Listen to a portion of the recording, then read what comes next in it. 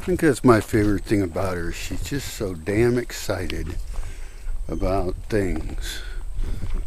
I guess that's true of young beings in general. And because she's such a small dog, she's remained somewhat puppy-like longer than others. I wonder if, like, the size of your brain has something to do with that. Although, do kids' brains really grow like our human children? You know, because they get excited and they give a shit about things. I guess I give a shit about things just... I don't know if I do, actually. They're just a lot slower, so it's pretty weird. So look at the map. I'm still trying to derive principles. And one of the things that has occurred to me is that the ends of ridges seem useful to chop off, and in some cases it seems useful to chop through a ridge. Like here I've got a ridge, right? And the end of it is a good spot that isn't useful, right? It's a slope, but it's a very particular kind of slope, and so it could be chopped off and have a building there, which would then open it up to access to more flat spots. It would be putting a building in what otherwise is a fairly difficult location. And I already started flattening it by hand over there years and years ago, like 16 years ago. But then I think about up here, and the way that the land is on the other side of the ridge, it would be awesome, I have a spot picked out, to bulldoze through that ridge. On the other hand, it's a big bunch of rocks in there, so I'd probably end up having to dynamite through it. It all sounds very extreme, I realize. And then I could also do that halfway down the ridge. And what it would do is it would open up access points. And the actual footprint that you're cutting into the dirt, the ground there, is very low. And then up there I've got spots where, because I've made contour roads, those go in and out, right? Gully to ridge, gully to ridge, gully to ridge. Well, aren't there some cases where I should cut across the ridge? And so, you know, we're looking at a few stories of height that we would then dig out, lower down, fill in the gully, making flat spot, right? And ending up with this kind of dangerous, actually, cut through the ridge, which could then be made into a building in there, and the bottom part of it could be walkable. So you could actually shorten your walk, and you could walk in a straight line across the slope rather than zigzagging in and out, gully to ridge. And vehicles could still, well, it depends on what a vehicle is, but a gasoline vehicle, it doesn't matter how far it goes as much, because it has extra energy.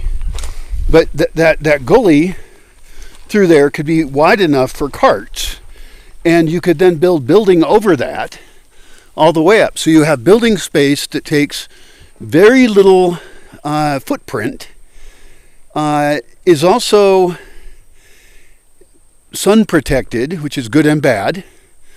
I mean, it could be a root cellar, or it, you know, you could allow light in from, like one of them up there has a light on the south side. It has pretty good light on the south side. The point is it makes another microclimate, in this case not for plants. I mean, usually when I use the term microclimate, I'm thinking of plants, but really microclimates for people. I mean, root cellars would be one extreme of that, of specifically trying to make a place be as cold as possible. And then others, I want to make whole areas that are too hot for people even. I mean, that's a danger with passive solar, is that you build a building that's an oven. But we like heat. And so, you know, obviously these kind of ideas sound really wrong to start with. You know, like building buildings we know aren't going to be comfortable. But that's actually what we want to do. We don't just want to build them anywhere. We want to think very carefully on any building. Here's a spot where this road comes down here, and it's going to go down that direction, but then it could go down a ways and then just cut right through the slope. We could build over it, so you can still have a trail that goes across it, And you could even bury most of that building, so you're not disturbing. Why is everything fucked up? My lighting's all fucked up. Maybe my fucking lens is dirty. I don't know what's fucked up. And then right here on this spot right here, I would actually blow through this ridge right here, connecting it to this road, because there's a trail that goes along a really cool slope over there that would just have a stellar view. And that would probably end up just being a walking one. And then I might want to put a building in this gully over here. I'm not sure. But I know that these changes would have a small footprint as far as the total amount of land, and would actually maximize use for human use as well. So I think some of these crazy ideas are actually a good idea. Each one of them, of course, I should write it up, and as I'm going through the map, I'm thinking of these crazy ideas, and then take each one of those and compare them and find out, well, what's the difference, even mathematically, if you were to evaluate, how much land access does that open up? What's the temperature difference? What's the difference between me putting a building on the inside of a gully versus on the end of a ridge?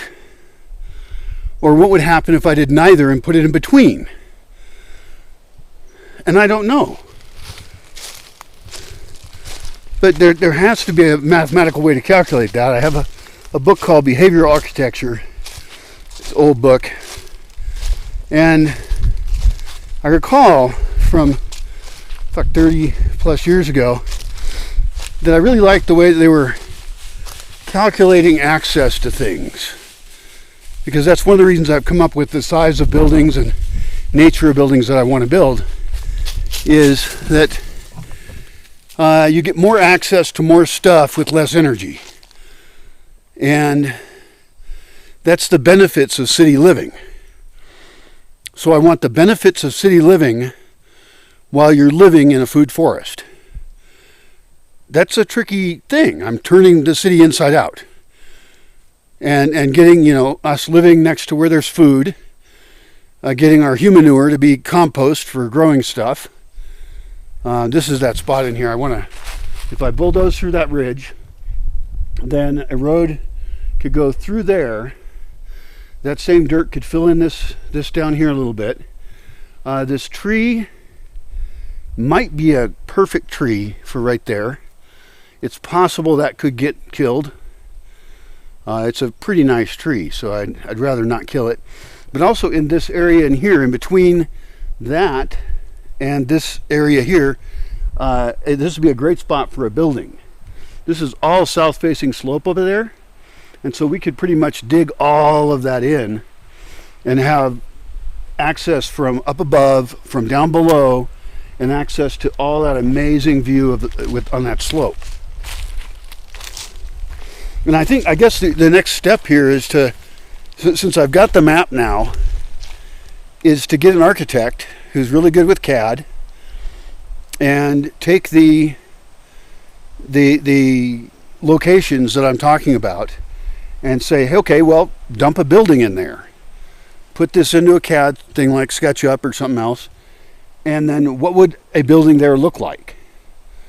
What's the square footage of it? How would that impact water flow? And of course, we're going to do water capture on all of it, and we're going to do capture uphill.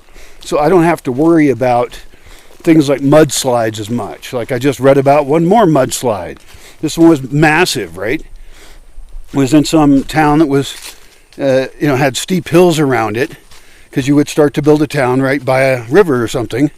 It's an obvious spot, but 200 years later, 300 years later, that whole slope might give way and crush your entire town, which is what happened there.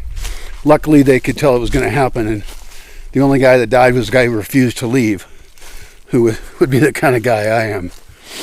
Like, there's a guy named Harry Truman, not the president. I think during Mount St. Helens eruption, he decided he was not going to leave Spirit Lake, because that's where he lived. And so they couldn't force him, I guess. which is cool. And he died there. What a fucking beautiful gravesite. What a beautiful end to your life. To die in a volcano. A fucking great guy. I mean, we all die anyway. At least he did it on his own standard, on his own terms. It's pretty fucking great.